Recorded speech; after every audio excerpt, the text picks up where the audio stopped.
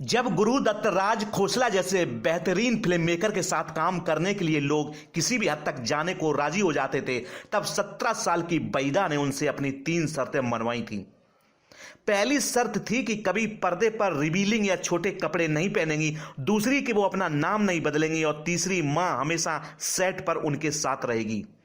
हुनर इस कदर था कि उनकी शर्तें भी आसानी से मान ली जाती थी, जिनकी पैरवी देव आनंद जैसे कई बड़े सितारे भी कर चुके हैं। उम्र के इस पड़ाव में बैदा अपना सालों पुराना फोटोग्राफी का शौक पूरा कर रही हैं। वहीं वो इस उम्र में स्कूबा डाइविंग तक करना चाहती हैं। पद्मश्री, पद्म भूषण और दादा साहब फाल्के जैसे बड़े सम्मान हासिल कर चुकी बैदा जी महज 17 साल की उम्र से हिंदी सिनेमा का हिस्सा हैं। कभी डॉक्टर बनने का सपना देखने वाली बैदा एक मजबूरी के चलते फिल्मों में आई और सीआईडी, प्यासा, कागज के फूल, नीलकमल, 14वीं का चांद जैसे कई सुपरहिट फिल्मों का हिस्सा बनी, लेकिन अपनी शर्तों पर।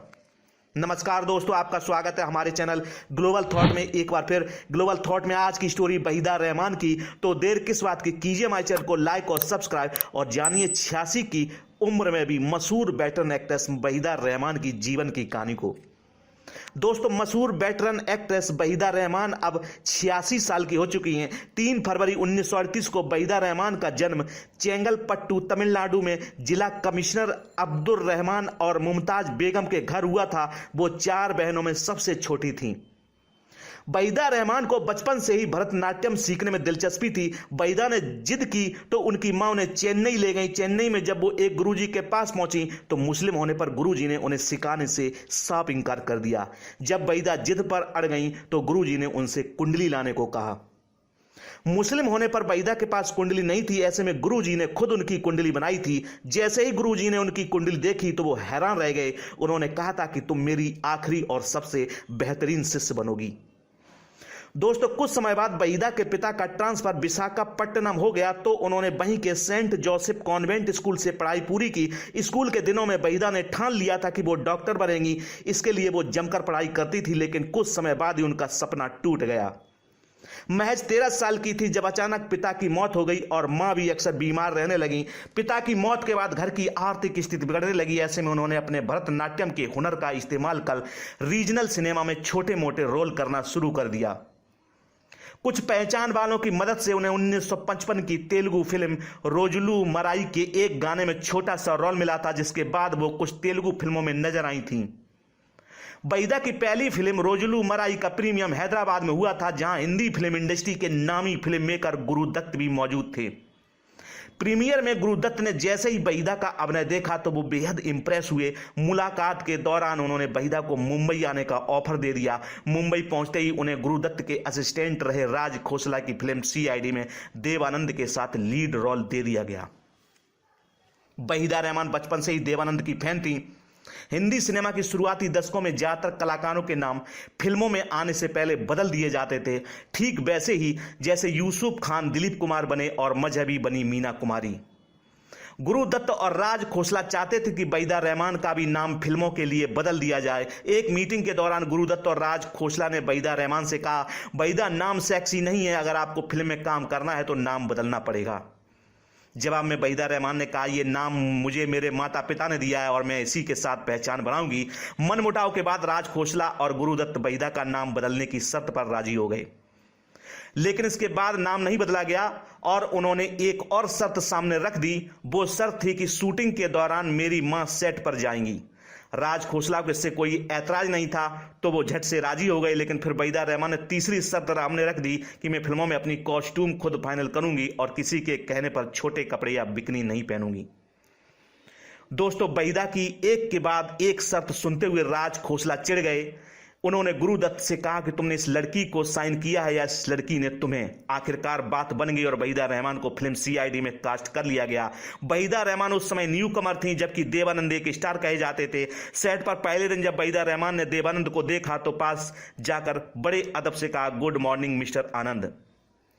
यह सुनते ही देवानंद ने उन्हें टोकते हुए कहा, मिस्टर आनंद कौन है, मुझे सिर्फ देव कहो, फॉर्मल होने की जरूरत नहीं है, इससे हमारी केमिस्ट्री में फर्क पड़ेगा। बैदा का मानना था कि उनका शरीर रिवीलिंग कपड़ों के लिए मुनासिब नहीं है। फिल्मों तो दूर की बात, बैदा ने कभी असल जिंदगी में भी स्लीपलेस कपड़े नहीं पहने। बैदा का चार्म और हुनर ऐसा था कि फिल्म मेकर्स उनकी इस शर्त से राजी हो जाया करते थे। वहीदा अपनी सादगी के लिए जानी गई, जबकि उस जमाने में एक्ट्रेसेस मॉडर्न नजर आने की कोशिश में रहती थीं। वहीदा रहमान को हिंदी फिल्मों से जोड़ने का क्रेडिट गुरुदत्त को दिया जाता है। वहीं वहीदा भी उन्हें अपना मेंटर मानती थी।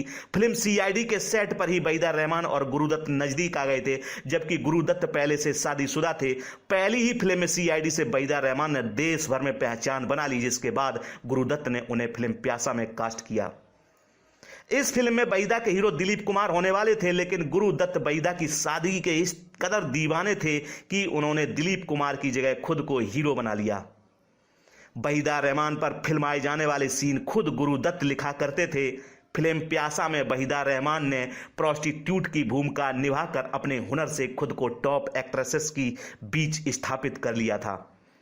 प्यासा के बाद वहीदा गुरुदत्त के साथ 12 o'clock, कागज के फूल और 14वीं का चांद जैसी सुपरहिट फिल्मों में नजर आईं। वहीदा से शादी करने के लिए गुरुदत्त अपना धर्म बदलने के लिए भी तैयार थे, लेकिन जब दोनों की नजदीकियों की खबर गुरुदत्त की पत्नी गीता तक पहुंची तो उन्होंने बच्चों के साथ घर छोड़ दिया। शादी टूटने के डर से 1963 में गुरुदत्त ने वहीदा से मिलना जुलना पूरी तरह से बंद कर दिया। वहीदा को गुरुदत्त के पास जाने की इजाजत भी नहीं होती थी। हालांकि इस कुर्बानी के बावजूद भी गुरुदत्त का परिवार उनके पास नहीं लौटा। परिवार से अलग होने के बाद वो शराबी बन गए। अकेले रहते हुए 1964 में शराब के ओवरडोज से उनका निधन हो गया।